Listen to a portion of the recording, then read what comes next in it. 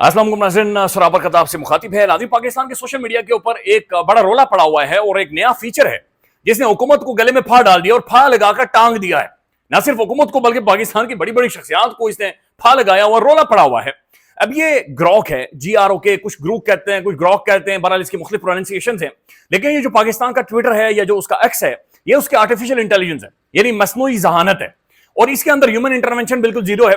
अब ग्रॉक से आप कोई भी सवाल पूछेंगे, ये डेटा कंपाइल करके, डेटा कलेक्ट करके, चाहे वो किताबों के अंदर छपा है, अखबारात के अंदर मौजूद था, या कहीं पर भी ट्विटर के ऊपर मौजूद था, या कहीं पर भी मौजूद था, या हिस्ट्री बुक्स के अंदर लिखा गया है, ये उन किताबों को के डेटा को या कहीं से भी डेटा को उठाता है, कंपाइल करता है और वो आपके सामने रख देता है। पाकिस्तान में अब तारीख सारी झूठी है, सियासी तारीख झूठी है, हीरोज झूठे हैं, बदमाश झूठा है, ताकतवर झूठा है, बहुत सारे झूठ ज़ाहिर आगे पीछे घूम रहा है। अब सोशल मीडिया पर जाकर ग्रॉक से लोग सवाल पूछ रहे हो, ग्रॉक आपके सामने पूरी कहानी खोल कर रख रहा है। यानी बहुत सारा सवाल जो बार बार पूछा जा रहा है कि मियां नवाज शरीफ साहब का रूहानी बाप कौन है। अब ग्रॉक उनके सामने लाकर जनाब एक डिक्टेटर का डेटा सारा खोल कर रख देता है। ट्विटर पर जाकर ग्रॉक से यह पूछा जा रहा है कि 2024 का इलेक्शन किसने लूटा, तो हम आगे पीछे आए बाइशाएं करते हैं, वो डायरेक्ट उन्हीं का नाम लेता है, उसने लूटा है जनाब। अब उसके बारे में जाकर सवाल पूछा, पाकिस्तान में इंटरनेट किसने बंद किया, पाकिस्तान में जो आजादी इजहार राय है उस पर कौन हमलावर है, कौन ताकतवर है, कौन ताकत के ज़ोम में, कौन ताकत में नहीं, वो सारी कहानी लाकर सामने रख रहे हैं। मरियम नवाज की पंजाब के अंदर कारकर्दगी क्या है, ग्रॉक ये कह रहा है कि जनाब ये इशारा दे रही है, ये जनाब आगे पीछे जो लटन पटरन सारी आप देख रहे हैं, ये सिर्फ यही कुछ है। तो ग्रॉक ने बिल्कुल, बल्कि मैं एक पोस्ट पढ़कर आपको सुनाऊंगा और आपको अंदाजा होगा कितनी ज्यादा रियलिटी बेस्ड डेटा है ये जो ग्रॉक आर्टिफिशियल इंटेलिजेंस है, जो मसनूई ज़हानत है, ये सामने रख रही है। और ये एम्बैरेसिंग है, ये शर्मनाक है जो हकायक के मसनूई ज़हानत सामने रखी, जो कि असल में हम लोग फेस कर रहे हैं। उसे पढ़ने के बाद किसी संजीदा मुल्क में वो अपने कानून में उंगलियां डालकर चीखे मारेगा कि क्या यार ऐसा भी किसी मुल्क के अंदर होता है। ये आपके सामने रखते हैं, पूरी एक सीक्वेंस पढ़कर आपके सामने रखेंगे। लेकिन उससे पहले नाज़रीन, ये अहमद फरहाद साहब ने एक ट्वीट किया है और ये बहुत अलार्मिंग है। अहमद फरहाद साहब लिखते हैं कि पंजाब में नए बनाए जाने वाले इदारे CCD यानी क्राइम कंट्रोल डिपार्टमेंट के हाथों बड़ी तादाद में इनकाउंटर्स और लोगों की अमात सामने आ रही हैं। यानी जो पंजाब में एक नया इदारा बना है, ये जनाब क्राइम कंट्रोल डिपार्टमेंट, जो जिसका काम क्राइम को रोकना है, अहमद फरहाद साहब के मुताबिक ये बड़ी तादाद में लोगों के इनकाउंटर्स कर रहे हैं और ये लोगों की जानें ले रहे हैं। हालांकि आप इनकाउंटर नहीं कर सकते, यानी कोई भी इवन दहशतगर्द भी हो, आपने उसे उठाना है और अदालतों के सामने जाकर पेश करना है, आपने उसका ट्रायल करना है, आपने उसे फेयर ट्रायल का एक राइट देना है। उसके बाद वो लिखते हैं कि चंद दिन पहले फैसलाबाद में 4 सगे भाई मार दिए गए जिन पर भत्ताखोरी और दिगर जुर्म का इल्जाम था। यानी भत्ताखोरी और दिगर जुर्म का इल्जाम था, उन्हें 4 भाइयों को मार दिया गया। पंजाब जो पहले ही पुलिस स्टेट है, वहां पुलिस को यूं खुली छुट्टी देने से इंसानी हुकूक के मसाइल और मावरा अदालत कत्ल के वाकयात में इजाफा नहीं होगा। आगे क्वेश्चन मार्क है, तो फिर क्या होगा। तो ये बड़ा खौफनाक अमल है क्योंकि पंजाब के अंदर पुलिस बड़ी सख्त शिकायत हैं लोगों की और बहुत सारे तहफुजात हैं, और पंजाब के अंदर यानी जो बड़ा सेगमेंट है पुलिस का, उस पर लोग ट्रस्ट नहीं करती। बहुत ईमानदार लोग मौजूद हैं, ईमानदार ऑफिसर्स मौजूद हैं, ईमानदार शख्सियात मौजूद हैं, लेकिन जाहिर है पंजाब की पुलिस का मेरा और आपका भाव पड़ता है और हम लोग जानते हैं। अब जो अहमद फरहाद साहब जिस तरफ इशारा कर रहे हैं बड़ा खौफनाक है, और ये कोशिश करेंगे हम सारा डेटा निकालें, कम से कम देखेंगे कितने इनकाउंटर्स हुए हैं पिछले 3 माह में, 4 माह में, या इस अरसे में कि जब ये क्राइम कंट्रोल डिपार्टमेंट बना है।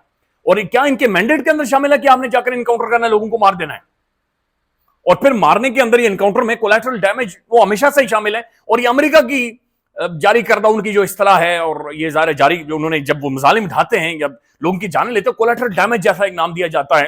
तो फिर ये क्या हो रहा है, ये बहरहाल एक अहम तरीन चीज की तरफ इन्होंने निशानदेही की है जिसे देखने और समझने की जरूरत है। नाज़रीन, एक और स्टेटमेंट है और ये बड़ी इंटरेस्टिंग है। ये जनाब शाकिर रवान साहब बता रहे हैं कि मुहर्रमुल हराम के माह मुहर्रम के 10 रोज के लिए पंजाब भर में कौमी खजाने से अरबों रुपए लगाए गए। अच्छा, अरबों रुपए किधर लगाए गए? इश्तिहारात में, तशहीर में, जो सड़कों पर बड़े बड़े बैनर्स लगे हैं। सिर्फ पंजाब के अंदर, सिर्फ लाहौर में, पंजाब में नहीं लाहौर में 18 बिलबोर्ड्स पर 20 करोड़ रुपए खर्च किए गए हैं। 18 बिलबोर्ड्स पर। फिर वो कह रहे हैं कि पंजाब के अंदाजा इस बात से लगा रहे हैं कि सिर्फ 18 बिलबोर्ड्स पर 20 करोड़ रुपए खर्च किए गए हैं। अब कानून बन चुका है कि यानी तशहीर या इश्तिहारात या एडवर्टीजमेंट के हवाले से आप सवालात भी नहीं पूछ सकते। दिस इज हाउ ये सारे मामला चल रहे हैं। और सिर्फ 18 बिलबोर्ड्स के ऊपर ये 20 करोड़ रुपए लगे हैं। 20 करोड़ रुपए। पाकिस्तान में लोग रुल रहे हैं, बिजली के बिल नहीं दे सकते। गुर्बत की लकीर से वर्ल्ड बैंक के मुताबिक 44%, 44% लोग गुर्बत की लकीर से नीचे, यानी 11 करोड़ बंदा गुर्बत की लकीर, एक वक्त की रोटी खा रहा है। تو ایسے ٹائم میں ٹھیک ہے جناب بنڈی جاؤ اور جو مرضی ہے کیے جاؤ. ناظرین اب تنویر الیاس صاحب کے حوالے سے خبر آئی کہ میں عمران خان کا کٹا چٹا کھول دوں گا اور میں عمران خان کے تمام تر جناب پردے کے پیچھے کی جو چیزیں پتہ نہیں کیا کیا سامنے لے کر آؤں گا. آپ اس کر بھی سکتے ہیں اور آنے والے ٹائم میں کریں گے بھی تو اس سے فرق نہیں پڑے گا. یعنی بڑے بڑے ترم خان عمران خان پر فیل ہو گئے. عمران خان جہاں پر بہت ساری چیزوں میں بھائی اس کے ساتھ زیادتی ہوئی ہے, ایک جگہ پر آ کر بڑا خوش نصیب بندہ ہے. اس کے خلاف جو بھی کھڑا ہوتا ہے وہ سٹینڈ نہیں کر سکتا. کوئی بھی آرگومنٹ, کوئی بھی جعلی بندہ, جعلی عورت, 2 نمبر, کوئی بھی الزام عمران خان کے اوپر لگا دیں, 24 گھنٹے اس کی شیلف لائف ہے. یہ 24 گھنٹے میں زیادہ بتا رہا ہوں, 2-4 گھنٹے 5 گھنٹے.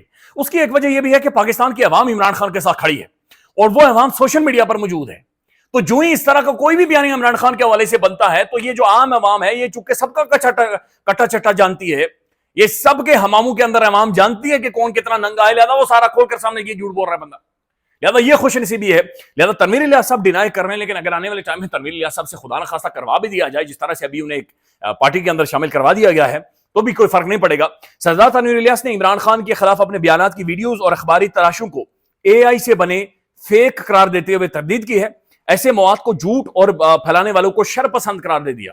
ان کا یہ کہنا ہے کہ میں نے خان کے حوالے سے کوئی سٹیٹمنٹ یا کوئی ایسی بات چیت, بہرحال تنویر الیاس صاحب بھی کہہ رہے ہیں کہ میں نے نہیں کی, یہ AI جنریٹڈ ہے. ناظرین ایک اور ڈیولپمنٹ ہے اور یہ بڑی انٹرسٹنگ ڈیولپمنٹ ہے.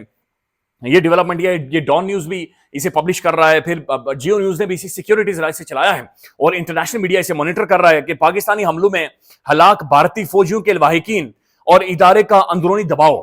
یعنی ظاہر ہے پاکستان اور انڈیا کی جو جھڑپ ہوئی تھی اس میں ادھر سے جو شہید ہوئے تھے انہیں اسٹیٹ فیونرل دیا گیا تھا. فیلڈ مارشل صاحب خود گئے تھے, عاصم منیر صاحب موجود تھے اور ریاستی اعداد کے ساتھ انہیں دفنایا گیا تھا, چاہے عام لوگ تھے یا جو بھی تھے, عام لوگ ہی تھے, بچے تھے موسٹلی, تو انہیں دفنایا گیا تھا ریاستی اعداد کے ساتھ. لیکن انڈیا کے اندر ان لاشوں کو چھپایا گیا ہے اور لاش چھپتی نہیں ہے. لاش آپ کا پیچھا کرتی ہے, آپ کا تعاقب کرتی ہے اور مردہ کفن پھاڑ کر انڈیا میں باہر آ گیا ہے.